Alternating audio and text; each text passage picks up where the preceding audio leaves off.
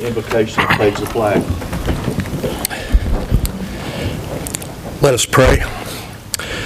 Lord, as we approach this season of Thanksgiving, we're grateful and thankful for the blessings that you allow us to experience each day. We're thankful for our city and its people, our family, our friends, and our co-workers. We're thankful for the freedom to assemble today and to strive to make wise decisions on behalf of our citizens and in the best interests of our city. Bless this board of mayor and commissioners, our city manager, our staff, and employees, and those in attendance today. Let them direct us now, and we pray in Christ's name. Amen. Ms. Words? And salute, I pledge allegiance to the flag of the United States of America and to the republic for which it stands, one nation, under God, indivisible, with liberty and justice for all. Motion to receive and file the agenda. So move. Second. All in favor? Aye. Receive and file minutes from past meetings not listed. So move. Second. Any discussion? All in favor? Aye. Hearings and reports. Just want to welcome everybody to this noon meeting. Looks like a packed house, and just have a few announcements. You'll see as you've noticed around town, the Christmas decorations are coming up in the park, and Christmas tree is coming up on the plaza, and we're going to have the opening of Winter Wonderland of Lights Monday night. The festivities start at 6, and I think the lighting will be about 6:45.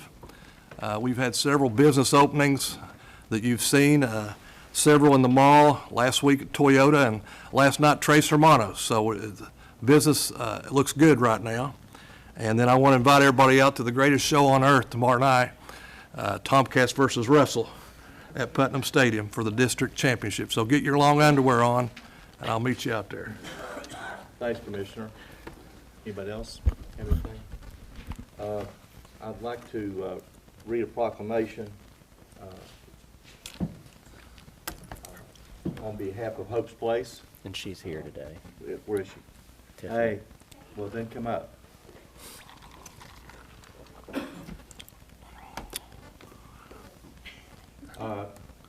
Whereas this year on Tuesday, December 3rd, 2019, we at Hope's Place are celebrating Giving Tuesday, a day dedicated to giving, when nonprofits, families, businesses, community centers, students, retailers, and more will all come together to celebrate giving.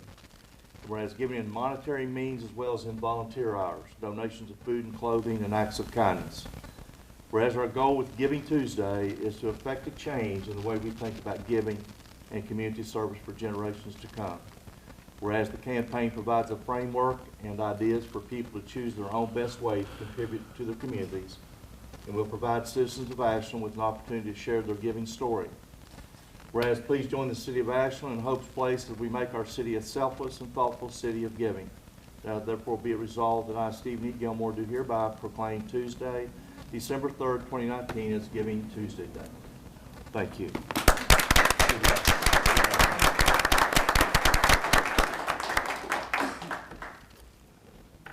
Okay, and the other thing I get to do today is I'm very proud to do. I did just, I looked up, I texted my wife to tell her to make sure the hose out front and the hose out back didn't have ice in them. But I don't know who's going to put her fire out. Guys, come on, loosen up. Wow, this is too early in the morning. They must have, Tough crowd, the Mayor. day shift just came in. Do what? You did that? Do it when you get home. It's good to see you guys here supporting your future leaders, I guess, and if you weren't, you would be one sorry employee out of your future leaders. You want to recognize them, but we're glad you're here.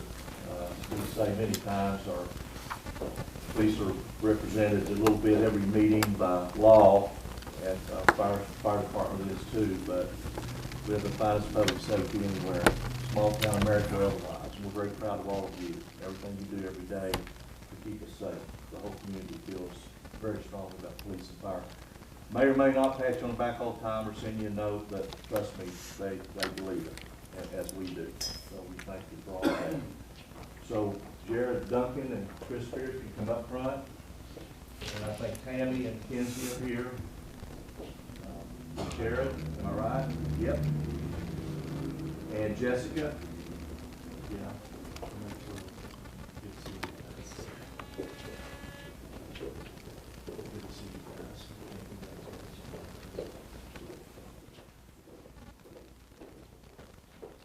Nice to see you.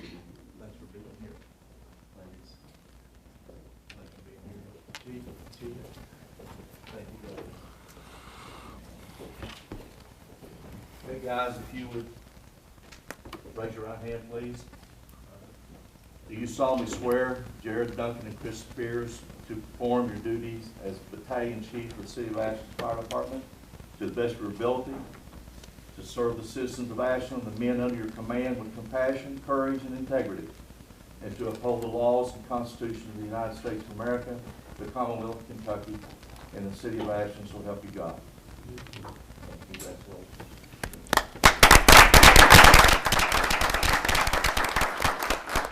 Smile, Jared, smile.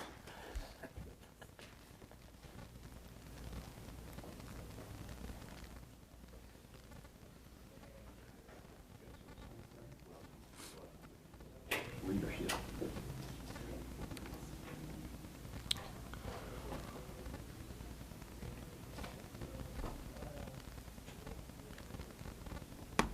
Don't hurt him. Start the time off. Congratulations. Two new battalion chiefs.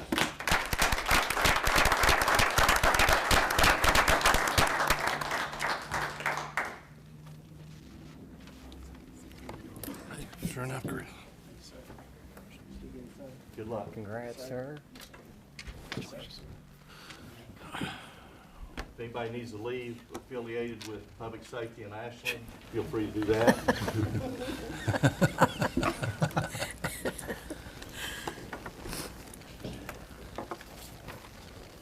Well, that cuts the crowd in half.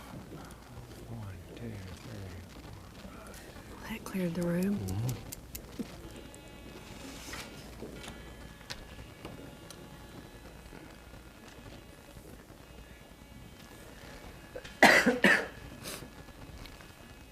I hope it's not a gun they had.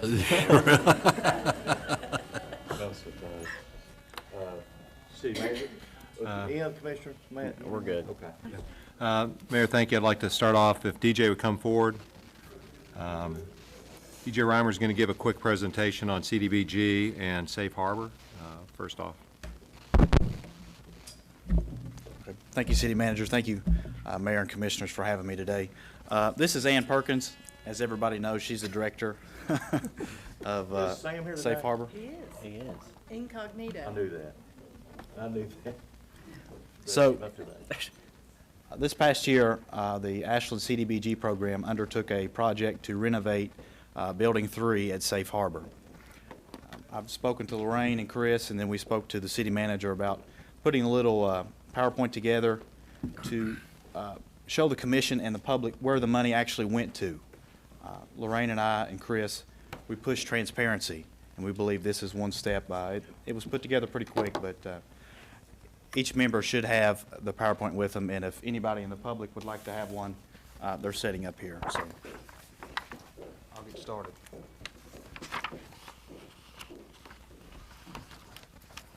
So Safe Harbor of Northeast Kentucky is an emergency shelter and advocacy center.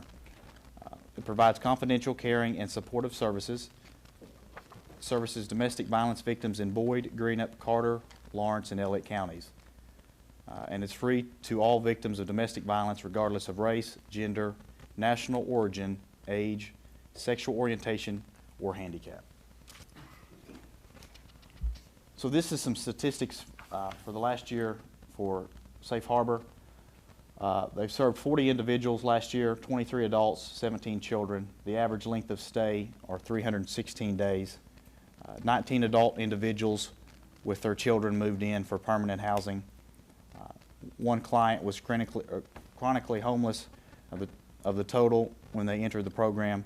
36 have mental health issues, 14 had chronic health issues, 9 had physical disabilities, 7 suffered from drug abuse, and 4 suffered from drug and alcohol abuse.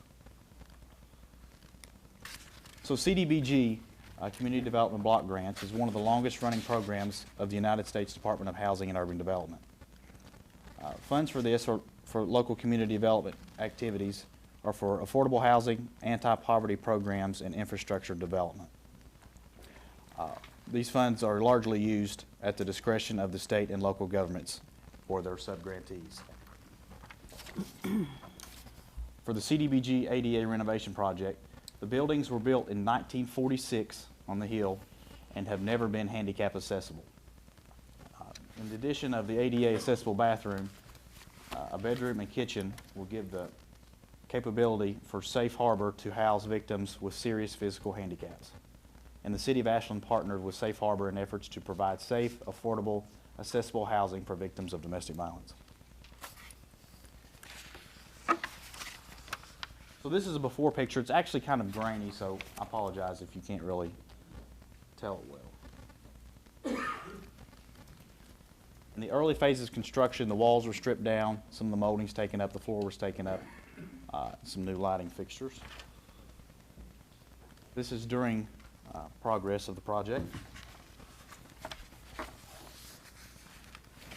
This is after. As you can tell, there's significant change to this unit, and in my opinion, it was money well spent. So, thank you for having me today to give this presentation. You guys have any questions for me or Ann? I have a couple questions. Like, I don't think, I know I didn't realize the diversity that you deal with. So, with these chronic health issues, with drug abuse, drug and alcohol abuse, what, you program assistance to those people in particular and plug them into pathways? We actually, for the past 35 years, have been plugging them into every barrier that they've had to be able to get sustainable, affordable housing. So 80% of most people in a domestic violence, sexual assault issue has substance abuse and has mental health issues. So we've had strong partnerships all throughout the 35 years, but we actually contract with Mountain Comp Care on our premises now. They actually are on our site. They're back in that back wing off of the where the kitchen area is. So they're there Monday through Friday for individual and group counseling. So we're very, very lucky to have them available on our campus. But we have 150 people living on our property every single day, and that's because the City of Ashland, about 12 years ago, you all gave us, thank you, Mayor, 34 Section 8 project-based vouchers. So we partner with the City of Ashland. We're a strong partner and always have been. We were even partners before through the HUD program and through your housing authority. So every barrier that a family has for permanent housing, we try to address with them while they're on the property. So transitional housing is really great for people who wouldn't be successful in permanent housing right away. We help transition them. We help them clean up their credit. We get them into counseling. We get them into rehab. We get them into school or GED or ACTC. We get them into jobs. We help them buy a car. We've helped probably 20 women buy cars. We have an IDA program. If they save $1, we put in $1 for a down payment on a car, a nice car that we make sure that it's a decent car. We've had about 7 people in our IDA home ownership program. If they put in $1, we put in $4 for a down payment for their first home. So we've had about 7 people actually become homeowners through our program. So we're very appreciative of the City of Ashland, for the housing department, for Chris and DJ and Lorraine especially. They helped make this project happen. It's been in the works for about 4 years. If you've been up to Safe Harbor, you know none of our buildings were handicap accessible. So this project made that bedroom and bathroom and kitchen totally accessible for us for the first time in 75 years. So that's an awesome thing, and we're really, really grateful. Well, you've done a wonderful job with this program. We're lucky that someone, I mean, there's not like just a holding pattern to who knows when. Right. You're actually making change, people's lives are changing through this. That's so important. in our People need an community. opportunity. All of us in this room have had somebody give us an opportunity, and that's what we think Safe Harbor does for our families, is give them an opportunity to get back on their feet, be independent, get into safe, affordable housing. And through the Housing Authority, we're probably putting about 200 families in housing a year in our program. So you're all a huge partner for us. Well, we're glad to be, and what a successful program. Yeah, this is just one of our programs. We have emergency, and then we have our permanent apartments, so. Thank you all very much. Appreciate you. Thank very you. much. Thanks to police and fire, too. They're probably, they're good friends also. Confident. Couple other issues, Mayor. Jay? The phone, update on the phone system. We do have all the new phones installed with the new numbers. We're still working through some bugs on those phones. We've got a list prepared to go out as soon as we run down every single one of the phone numbers that the public will use to access us. We'll post that on Facebook and also on the city website. We'll change all the numbers. We will continue the old numbers for a period of time. Once we're confident that all the new numbers are good to go, we'll make that announcement clear. Also, speaking of new service, Finance kicked off their new pay-by-phone utility.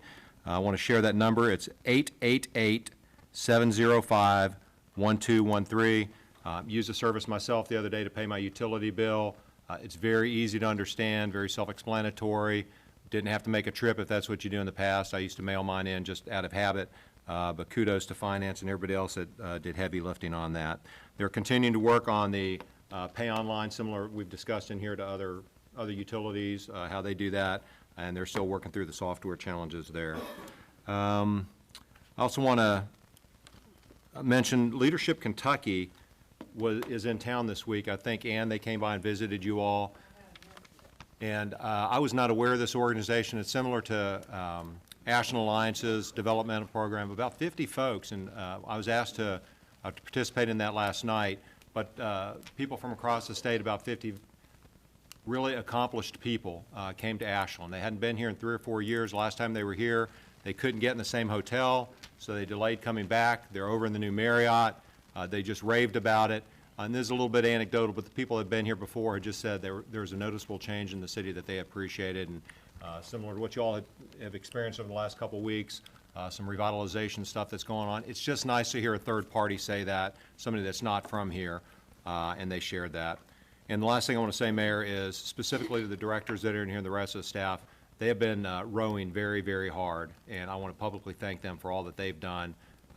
And I've said this before, all the stuff I know about, and most especially the stuff that I don't know about that you all keep going, is just crazy impressive. So thank you very much for all that you're doing. That's all I have, Mayor. Thanks, Manager. Anybody, anything else?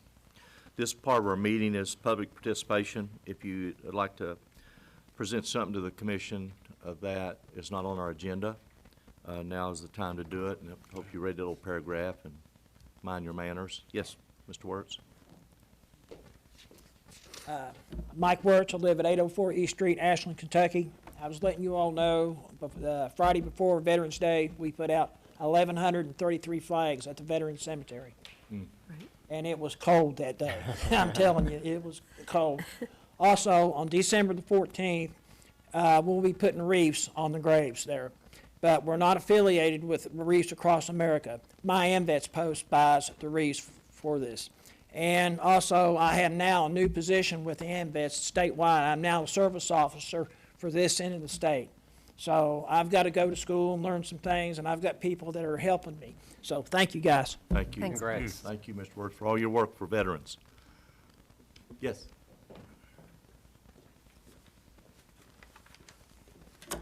Hi, my name is Lee Colley Holderness. I was born and raised here in Ashland, grew up in Elliott Avenue. Loved it so much I bought the house next to my parents who still live there. We love that neighborhood because it is buffered from a lot of the businesses in town. It's just one we've chosen and selected, and our neighborhood, like so many others of Ashland, offer qualities that allow families to thrive. such as safety, restfulness, health, and a sense of community. Also, the homes, for the most part, have held their value and have been pretty marketable.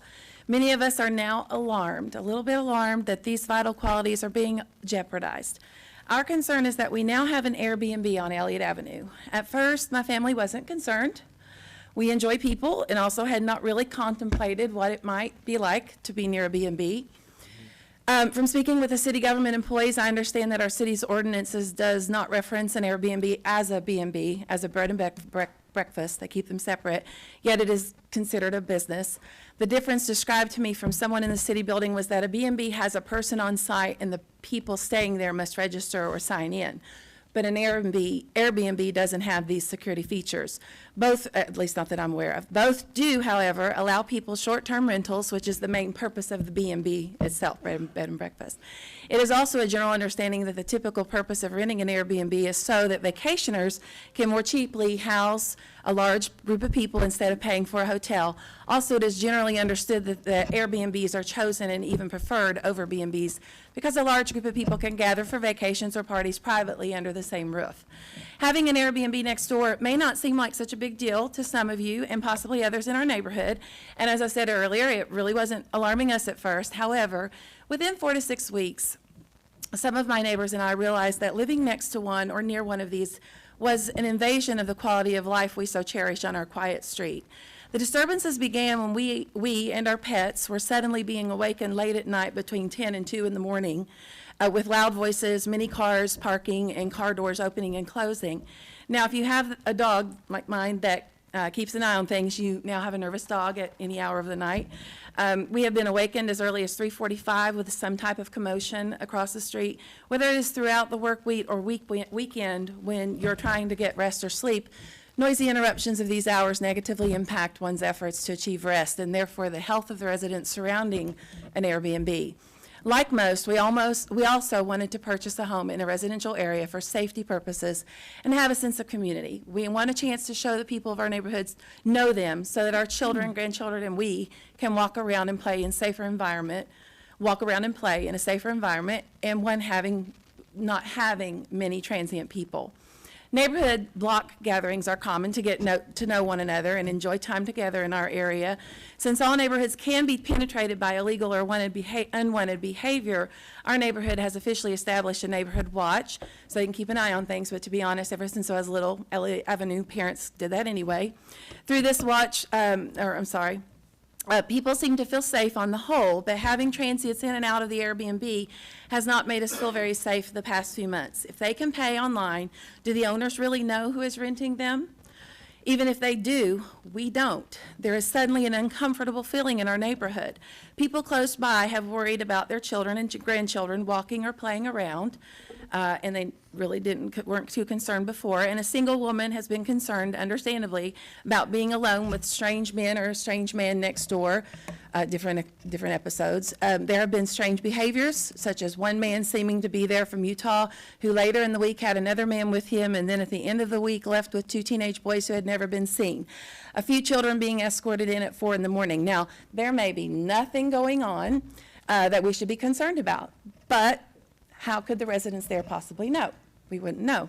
Finally, we are concerned about our neighborhood's marketing stability or resale value of our homes, as well as our hotel that the city has just improved. With the loss of industry in our area, maintaining a stable housing market has been a struggle over the past 20 years. You can see the evidence by the houses that have struggled to sell on our street over the past few years. When all of us who have lived this the past few months ask ourselves, would we buy a house near an Airbnb? The answer is no, we would not. Why? For the reasons already mentioned concerning health, safety, and community. We also believe that those coming into our neighborhood for short-term rentals have nothing invested in our neighborhood. We have already witnessed customers parking in neighbors' yards. We've also witnessed up to 5 vehicles parked on the road related to the visiting group. And the visitors have not always been concerned about blocking driveways or the roads. When our visitors park in a manner that we know will affect our neighbors, we politely ask them to move their cars. We feel a little uncomfortable asking strangers this. For the most part, the neighborhood stays clean and tidy because there is a sense of respect and commitment to each other. We are in this together. We have invested in our properties and invested in our community as a whole. People renting short-term houses will not feel this sense of commitment. We believe our zoning, or may not, we believe our zoning district should not have a bed and breakfast of any sort, since it is essentially a hotel, and activities of the people staying there are similar to those who are visiting a hotel. The city ordinance states the following about bed and breakfasts. Permitted districts, bed and breakfast operations may be permitted as a conditional use in the R5 zoning district. We live in the zoning district R6. This is what our city has in Chapter 157 of our zoning code. R6, residential medium density. These districts are composed primarily of areas occupied by or suitable for one-family dwellings at a medium density. The district regulations are designed to protect the residential character of the districts by limiting commercial activities and to encourage a suitable environment for family life. In summary, we feel adamantly that our zone's character is not suited for a business such as an Airbnb. Our family life is being interrupted by strangers, one, a few, or many, coming and going at all hours of the day and night. Since the Airbnb, the character of our neighborhood has changed. The fact that we and others feel unsafe or concerned. Our daily lives are being interrupted by unexpected noises, and many vehicles are often on the streets, all make us grow concerned about our residential life and the resale value of our homes. Please address this as a council and stop Airbnbs from invading our quiet neighborhoods in Ashland. Please preserve our way of life in residential neighborhoods such as those in Zone R6. Please ask yourself, if someone decides to begin an Airbnb next to you or across from you tomorrow, what would your gut reaction be knowing what we have learned or experienced living next to one? Thank you very much for your time and consideration. Thank you very much. Thank you. I don't know how many we even have in Ashland, I guess. Jim sent letters to all of them for tax purposes. Yeah, we thought, that as best we could determine, there was about 30 or 35, Susan, is that correct? In various districts, and I would tell the commission, we had discussed this earlier, and I've done an extensive amount of research on it since then, and Ashland is much like a lot of cities have been in that our definitions that were developed for our zoning ordinances many years ago, Airbnbs just don't fit into any of the categories. It's not a bed and breakfast, it's not a boarding house, it's not a hotel, or not a motel. So under the existing ordinance, they are essentially unregulated, and that's the situation for a lot of small towns. Now, what's happened in other areas, some towns have decided just to keep it that way, and which basically makes it a proper use in any zoning district. Others have adopted definitions for short-term rentals, is the phrase they generally use, and they would have some regulations on what can and can't be done in a short-term rental in terms of the amount of time people can stay, the amount of people that can be in a home. And then they have either, in some cases, prohibited them in certain districts, allowed them in certain other districts, made them a conditional use in some districts. And you can go and look at cities across the country, and there are just all kinds of different approaches. I mean, again, from no regulation whatsoever to a few that have banned them totally, and to a lot of them that have said, okay for this district, not okay for this district, or conditional use. But as it exists, as our ordinance exists right now, it's not a bed and breakfast. And in fact, I read here this morning that Pennsylvania, a town there had tried to regulate them as bed and breakfast, and the Supreme Court of Pennsylvania just said, no, that's not what they are. There's a difference in definitions. So right now, and this is where this originally came up, there is no restrictions whatsoever. Now, you may have some existing, noise ordinances, things like that. If somebody's having a party at 3 o'clock in the morning, I'm sure Chief Kelly gets those calls all the time. That's not appropriate regardless of regulation. And if you have those kind of issues, they can be dealt with, under our existing ordinances that deal with those. But right now, if it was the sense of the commission to do something, you would have to either make a recommendation to the planning and zoning or have planning and zoning originated. You'd have to have a public hearing, and after hearing, somebody would develop proposals based on whatever you all felt was appropriate for regulation. As I said, I think about 6 to 8 cities in Kentucky have adopted changes: Lexington, Louisville, Owensboro, Covington, and even in the ones that have here in Kentucky, they've gone different ways on it. Some are more harsh, some are more, less restrictive. It's an issue that if you all felt like you wanted to do something with, one possibility is just to refer it to the planning and zoning to have hearings and have them develop recommendations to come back to you. Well, that's what we normally would do. I think we'll We do had that. other complaints that you know of, Chief? You had nothing? So, Not that I'm aware of, but May I say that we did a little bit of a survey in our neighborhood, and everybody we spoke with were not fans at all. And if that's any indication of overall what the neighborhood is feeling, I've also verbally talked to people outside of my neighborhood, and Yeah. I've gotten the same sense. So I think there's a lot of people concerned about it. yeah. Well, full disclosure, we have actually Airbnb. So I'm going to refrain from any discussion and voting on this matter moving forward. Okay. Well, I mean, like we would normally do in a case like this. I've never heard a complaint or anything. If you're in a neighborhood and you don't like it, then that's a complaint. So, There's no reason they're not coming down here to complain to you all, but I've had several people tell me, I live next door. If anything happens, please let me know, because I got them next door. yeah. Well, it's a situation we were Okay, aware I of think totally. we've got your position. I appreciate it too.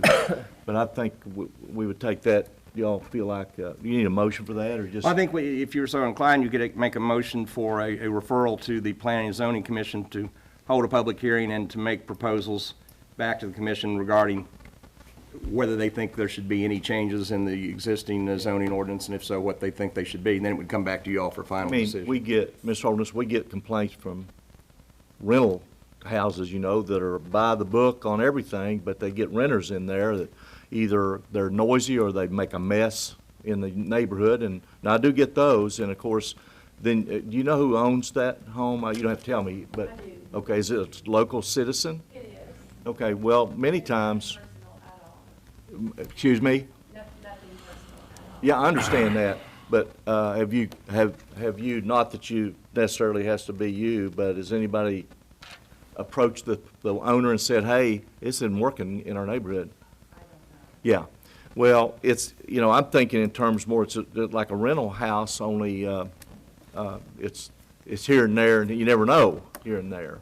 And like you say, I'm sure if it's next door to you and they rent it for one night or 2 nights, I don't know, I know you can do that in Airbnb, assuming that.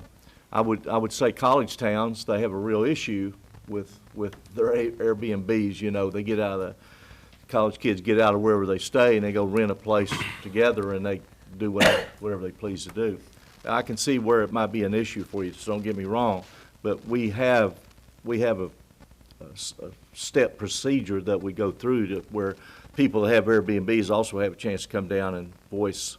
And like, for instance, this owner, and I'm trusting you, that maybe nobody say anything to him, but the owner may come in and say, why don't you say something? I'll end that tomorrow, you know?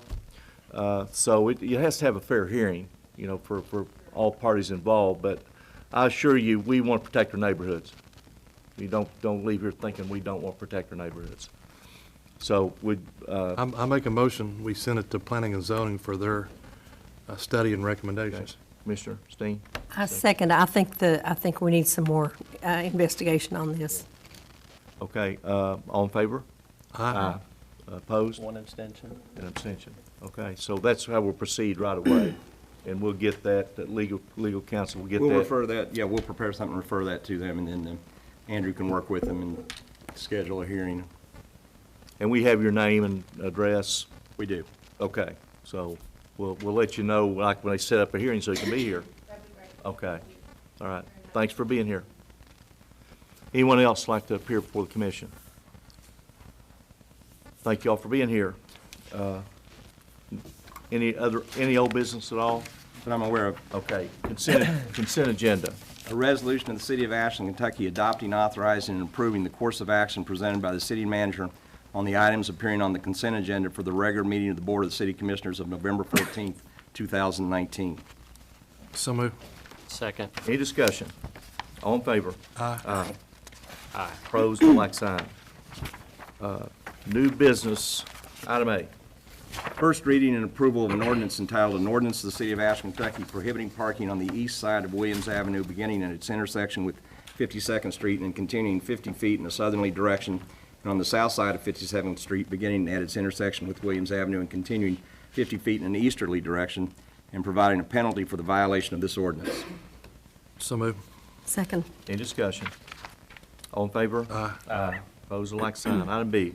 First reading and approval of an ordinance entitled, "An Ordinance to the City of Ashland, Kentucky authorizing and directing the mayor to execute a contract between the City of Ashland and Marine Diving Services, Inc. for the diving inspection services and debris removal at the raw water intake structure for a period of 2 years in the amount of $72,000 for the Department of Utility Operations Division of Water Production." So moved. Second. Any discussion? All in favor? Aye. Let me ask a question about it, though. I don't know who's here can answer it, but I didn't realize they do it on need, on call. I mean, if we feel like there's a vacuum happening to us, if there's We've had significant, yeah. But I wasn't aware. I thought we just call them when we know it's time to call them, because we can tell the pressures inside the plant aren't what they should be, or they're too great. But, so, the way, this is for 2 years, so do we call them frequently, Bill? I guess that's what I'm asking. Ideally, we would get on a cycle where it's cleaned up. Right now, our intake is kind of full. Okay. There's a lot of intake structures along the river, and that could contribute to pump space, which could be a greater expense. This is a preventative maintenance measure that's really going to help save in the long term, making sure that we don't want. Yeah, okay. When we want that. You bet. if you remember, Mayor, we had significant problems down there in 2016. I do. That cost us, and then recently we had to do some rebuilds as a result of that. There were other factors that are involved, but Bill nailed it. Thanks. We changed out the protective covers, right, with a new system.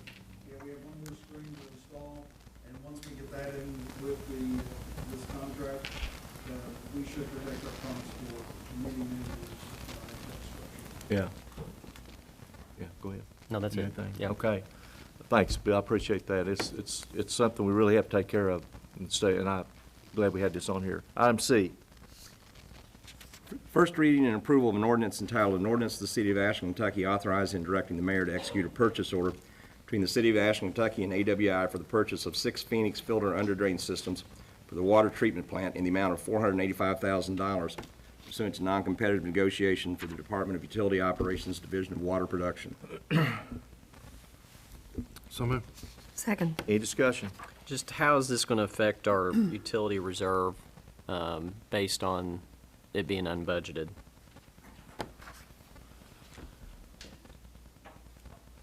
Mr. That'll wipe it out? No, okay, good. Okay, appreciate it. Right. All in favor? Aye. Opposed, like sign. Item D. First reading and approval of an ordinance entitled, "An Ordinance to the City of Ashland, Kentucky authorizing and directing the mayor to submit the Program 2019 Amended Action Plan adopted by Ordinance Number 64, Series of 2019, as amended by Ordinance Number 109, Series of 2019, for a community development block grant to the U.S. Department of Housing and Urban Development in the amount of $561,481 plus carryover funding in the amount of $982,293 to redistribute funding allocations, and upon acceptance of said application from HUD, to execute on behalf of the City of Ashland an agreement with the U.S. Department of Housing and Urban Development to enable the city to undertake these activities and/or any and all documents associated with the grant submittal. So moved. Second. Any discussion? Just a question, have we looked at trying to secure CDBG programming specifically to tear down more blighted properties? I know that it's done across the nation, specifically using CDBG. And I know we've, I guess, got $100,000, I think, in our budget this year out of general fund money. But I didn't know if it would be advantageous for us to secure federal funds to assist your department specifically in tackling some of these blighted homes that we've got. That's a good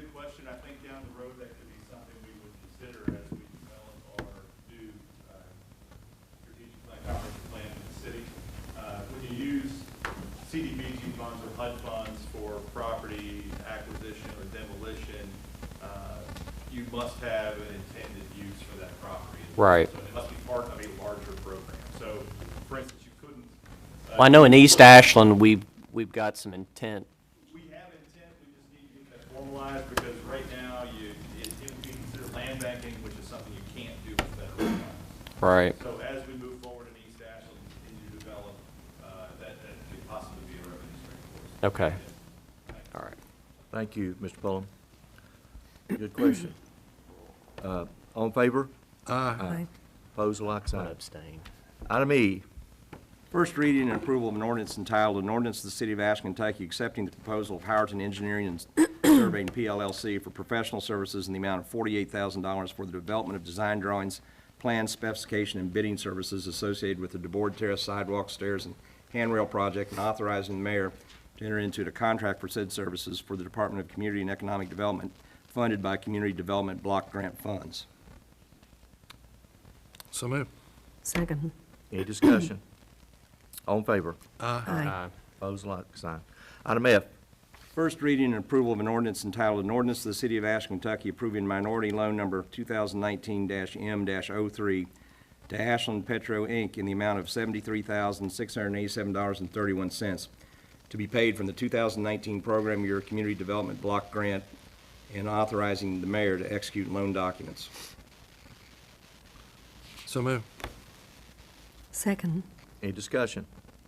All in favor? Aye. Opposed, like sign. Item G, First reading and approval of an ordinance entitled, an ordinance of the City of Ashland, Kentucky, adopting the Housing Choice Voucher Program revised annual plan and the 2020 administrative plan for the City of Ashland, Department of Community and Economic Development, Division of Assisted Housing, Section 8. So moved. Second. any discussion?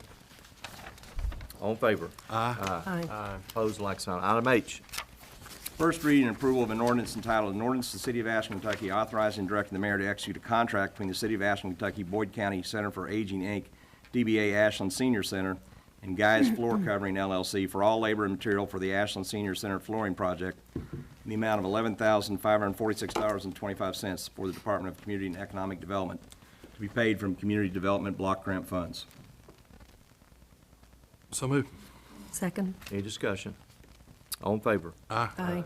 Opposed, like sign. Item I, Item I has been withdrawn for further modification of the ordinance and will be resubmitted at a future meeting. okay. Item J, First reading and approval of an ordinance entitled, an ordinance of the City of Ashland, Kentucky, authorizing and directing the mayor to execute a contract between the City of Ashland and Bristol Cone Ventures II LLC, DBA Falcon Structures, for the purchase of a 40-foot triple-wide container for the Ashland Police Substation project in the amount of $110,170 for the Department of Community and Economic Development to be paid from Community Development Block Grant funds.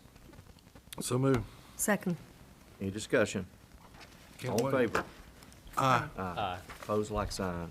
Item K, Reading and adoption of a municipal order entitled, a municipal order of the City of Ashland, Kentucky, the issuer, authorizing the issuance of not to exceed $105 million aggregate principal amount of City of Ashland, Kentucky Medical Center refunding revenue bonds, Ashland Hospital Corporation, DBA King's Daughters Medical Center, the refunding bonds, which refunding bonds will be payable solely from the loan proceeds of the corporation to be issued for the purpose of providing funds to currently refund certain outstanding obligation of Ashland Hospital Corporation, DBA King's Daughters Medical Center, and two, authorizing the execution of an amended and restated loan mortgage and security agreement between the issuer and the corporation, B, an indenture of trust between the issuer and U.S. Bank National Association, the trustee, for the purpose of securing the refunding bonds by pledges of the revenues of the corporation, providing for the collection and application of the revenues of the corporation, and setting forth the security terms and conditions upon which the refunding bonds are to be issued. C, a bond purchase agreement among the issuer, the corporation, and Goldman Sachs and Company, LLC. D, a tax certificate and agreement among the issuer, the corporation, and the trustee. E, a preliminary official statement and a final official statement in respect of such refunding bonds. And three, authorizing other related documents and taking other related action. So moved. Second. we had a public hearing. Yeah, and I was going to say, maybe just a brief description of what this means so that the public understands we're not financing the hospital. Correct. And Commissioner we have Perkins, no we have obligation. counsel here. They may want to reiterate in this meeting what you told us before in the public hearing. This is televised, and a lot of our citizens see this. Thank Thank you, Mayor and Commissioners and Jim. My name is Janice Circle. I'm with Frost Brown Todd. We're the law firm that is the bond counsel for King's Daughter. I have Lori Stewart here from King's Daughter as well. And we want to thank you for having been an issuer on previous bonds and for considering this new issuance. As the resolution states, this would just be basically a refinancing of the current financing King's Daughter has. And those bonds, it's going to present a significant savings to the hospital. And we do want to reiterate that this is in no way an obligation of the city of Ashland. Under no circumstances would the city ever be obligated to repay any of this. It is only an obligation of King's Daughters. Thank you very much. Thanks. Thank you so much. We really appreciate your all's support. Have a motion? All in favor? Aye. Opposed, like sign. Any other new business? Yeah, I think we have a reappointment. I know who it is. It's Mike Corwin, yeah, The Housing Authority Board. right. The mayor recommends the reappointment of Mike Corwin for another term of the Housing Authority Board for your all's affirmation if you're so inclined. So moved. Second. All in favor? Aye. They have a motion to go in executive session for a discussion on potential property acquisition. That's the only thing will be discussed and no action will be taken. So moved. Yeah. All in favor? Aye. If you, I don't know how long we'll be in executive session, but we're not going to vote on anything, and we don't have any other business. But we are recessing this meeting till 8:30 in the morning. Y'all make it Yes. okay? To give second readings. There are a couple items in here, especially governmental, federal government items that we need to get a second reading on right away so we can proceed. We only meet once this month and once next month, so if, only the things that you heard today will be what we work on tomorrow morning. So we're in recess. Thank you for being here.